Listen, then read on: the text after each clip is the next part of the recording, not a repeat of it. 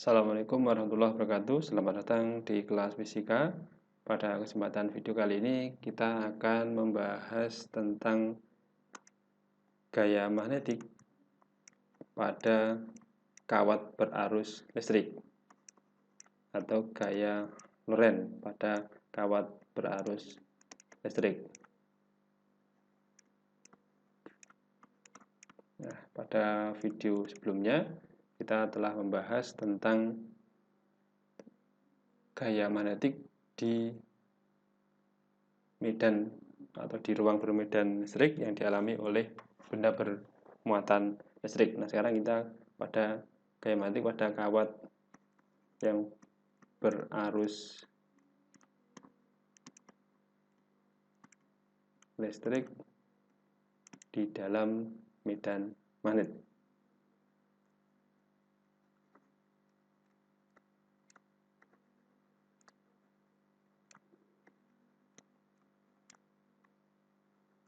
Nah, ini. Nah, jadi misalkan di sini ada medan magnet yang mungkin misalkan ini adalah B, kemudian ada kawat atau penghantar. Nah, penghantar ini dialiri oleh arus listrik sebesar I. Nah, ini membentuk sudut antara I atau antara kawat ini dengan B itu adalah misalkan theta atau bisa juga alfa ini ya. Atau boleh pakai theta, boleh pakai alfa atau boleh pakai notasi yang lainnya. Jadi intinya bahwa sudut ini adalah sudut yang dibentuk antara kawat ini dengan medan magnet B. Maka ini nanti akan mengalami gaya Lorentz atau gaya magnetik. Nah, bagaimana dengan besarnya gaya magnetik pada kasus seperti ini? Nah, pada pembahasan kita di gaya magnetik pada benda atau partikel bermuatan listrik, kita telah mendapatkan persamaan bahwa F itu adalah V dikalikan V cross B. Ini untuk persamaan pada partikel bermuatan listrik.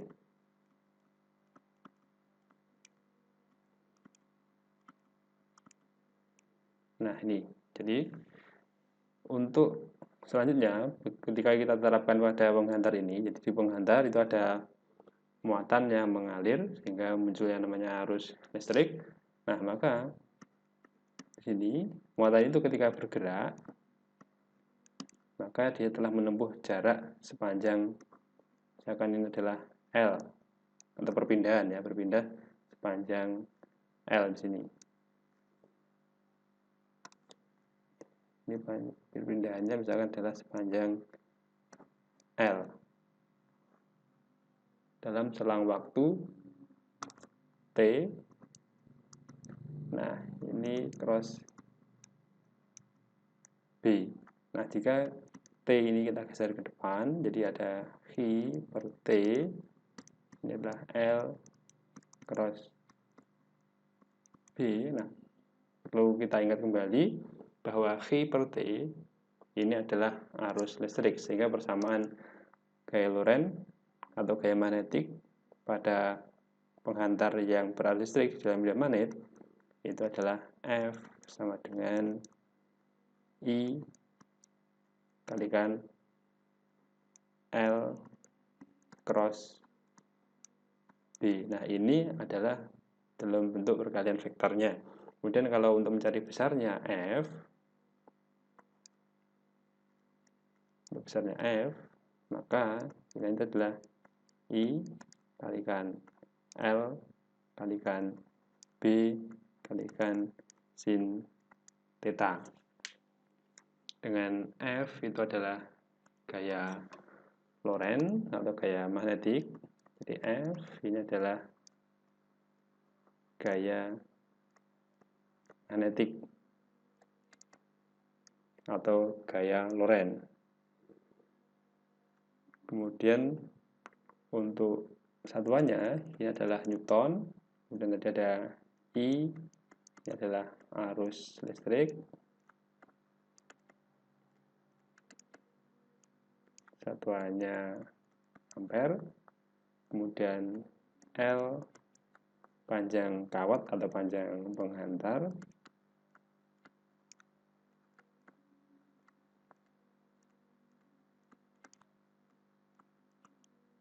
meter. Kemudian untuk B adalah medan magnet. Kemudian theta adalah sudut yang dibentuk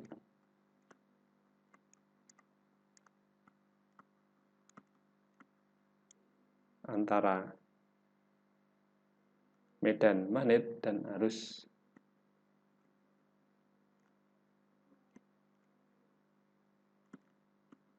medan magnet dan L atau panjang kawat. Ya, tapi untuk arah ini, arah L-nya nanti searah dengan arus. Nah, ini. Jadi untuk arahnya mengikuti arah arus, tapi vektornya adalah vektor untuk perpindahan dari muatan itu sepanjang L atau panjang penghantar. Nah, kemudian bagaimana jika antara L dan B itu saling tegak lurus? Jadi ini jika L dan B tegak lurus, maka theta sama dengan 90 derajat. Nah, sehingga untuk F nanti sama dengan I L B kalikan sin 90, sehingga persamaannya berubah menjadi F sama dengan I L kalikan B, karena sin 90 adalah 1. Jadi ini adalah persamaan ketika I dan L dan B-nya saling tegak lurus. Nah, lalu bagaimana dengan arah dari F ini? Untuk menentukan arahnya, bagaimana caranya untuk menentukan arah dari F ketika diketahui arah dari arus atau L-nya, kemudian juga arah dari medan magnet. Nah, untuk menentukan arahnya, kita menggunakan aturan tangan kanan seperti yang digunakan ketika menentukan arah gaya Lorentz atau gaya magnetik pada partikel bermuatan listrik. Nah, ini adalah gambarnya. Kita akan menentukan arah gayanya berdasarkan gambar aturan tangan kanan. Nah, ini adalah gambar tangan kanan untuk menentukan arah gaya magnetik pada penghantar. Arah ibu jari ini nanti adalah untuk arah arus. Ibu jari nanti adalah I atau arus. Kemudian untuk telunjuk ini tegak lurus dengan I, ini nanti adalah untuk medan magnet B. Kemudian telapak tangan atau 3 jari pada gambar ini adalah untuk menentukan arah F. Nah, F tegak lurus dengan I dan tegak lurus dengan B. Nah, itu adalah aturan tangan kanan untuk menentukan arah medan arah gaya magnetik, ya.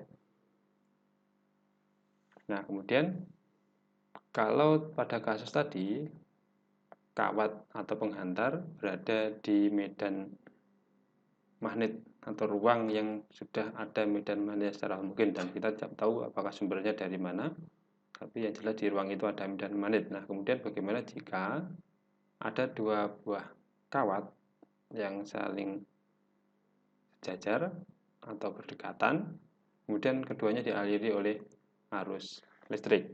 Nah, apakah di situ bisa muncul gaya magnetik? Nah, ternyata itu juga bisa munculkan gaya magnetik. Nah, untuk prosesnya kita simak pada pembahasan ini. Jadi ini adalah gaya magnetik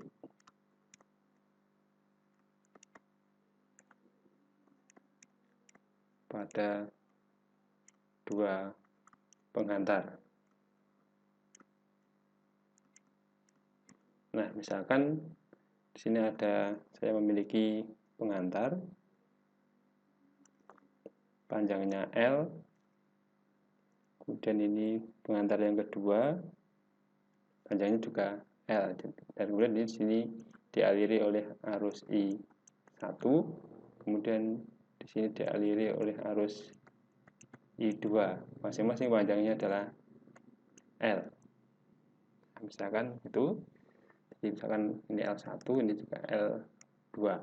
Nah, maka ketika ada kawat berarus listrik, maka di sekitar kawat itu akan muncul medan magnet, sehingga untuk L1 ini akan menghasilkan medan magnet di kawat yang kedua atau penghantar yang kedua. Arahnya ini adalah masuk bidang gambar. Jadi ini ada B akibat dari kawat 1 atau penghantar 1. Ini arahnya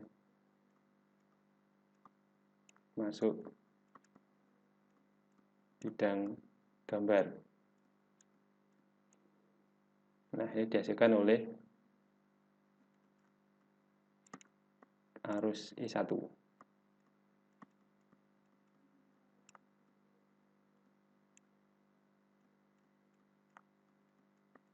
Nah, kemudian bagaimana dengan kawat yang kedua? Ternyata kawat atau penghantar kedua ini juga menghasilkan medan magnet. Yang ini arahnya di titik ini, arahnya keluar bidang gambar. Ini adalah B2. B2 itu adalah medan magnet yang dihasilkan oleh kawat yang kedua. Nah, B2 ini arahnya adalah keluar bidang gambar.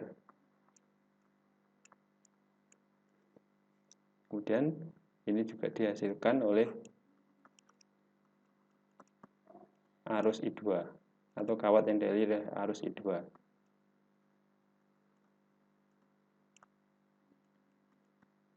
Nah, kemudian bagaimana dengan gaya Lorentz-nya?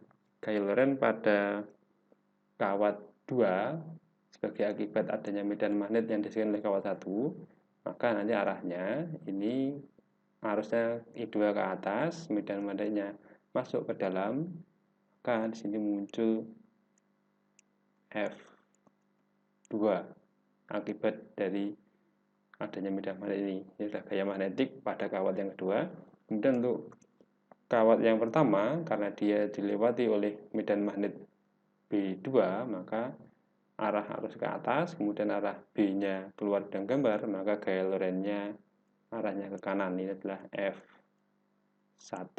Jadi dari gambar tersebut tampak bahwa arah gayanya itu berlawanan dan saling mendekat.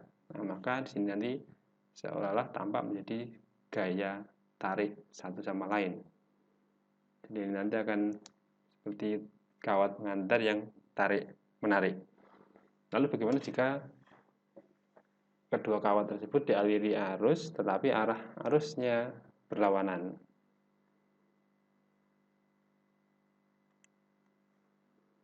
Nah, ini adalah gaya magnetik pada dua penghantar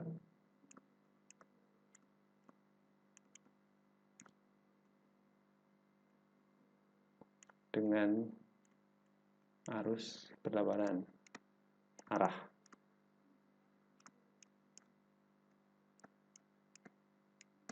Nah, jadi ini ada dua penghantar. Kemudian satunya di sini.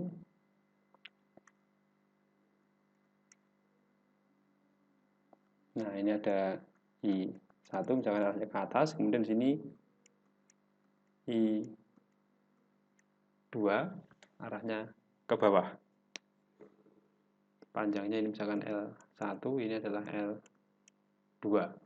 Nah, pada kawat satu ini yang dialiri arus I1, maka di sekitarnya akan menghasilkan medan magnet yang diberi nama, misalkan kita beri nama B1.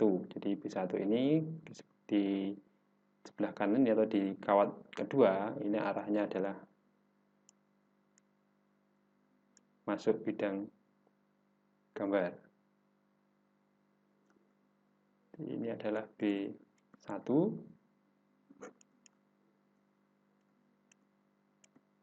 masuk bidang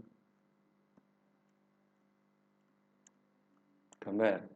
Kemudian di kawat ke-1, akibat dari kawat kedua, ini juga muncul medan magnet yang arahnya ini nanti juga masuk bidang gambar. Jadi ini masuk bidang gambar.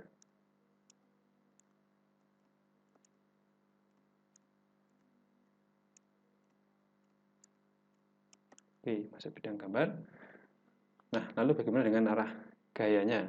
Untuk kawat 1, arusnya ke atas, kemudian B-nya masuk bidang gambar, ini B2, maka gaya Lorentz yang dihasilkan atau gaya magnetiknya itu arahnya ke kiri. Ini adalah F1. Kemudian untuk kawat yang kedua, arusnya ke bawah, kemudian B-nya masuk ke dalam, maka gaya Lorentz yang dihasilkan atau gaya magnetiknya ini arahnya ke kanan. Ini adalah F2.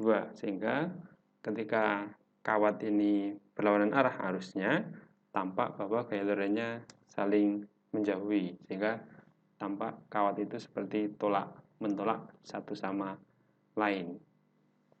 Jadi itu adalah gambaran gaya magnetik pada dua penghantar. Nah, lalu bagaimana dengan besarnya masing-masing gaya magnetik ini? Untuk F1, jadi untuk F1 ini nanti adalah I1 kalikan L1 kalikan B2, karena medan magnet yang bekerja pada kawat 1 ini adalah medan magnet yang dihasilkan oleh kawat kedua, sehingga di sini ada I1 L1 kalikan B2 itu adalah 0 I2 per 2 pi A. A ini adalah jarak pisah ini antara kedua kawat atau kedua penghantar tersebut. Nah, kemudian untuk F2 ini berarti adalah I2 dikalikan L2 dikalikan dengan B1. Kenapa B1? Karena medan magnet ini dihasilkan oleh kawat 1, sehingga nanti ada I2 L2 munol I2 per 2 pi A. Nah, itu adalah gaya Lorentz pada masing-masing penghantar.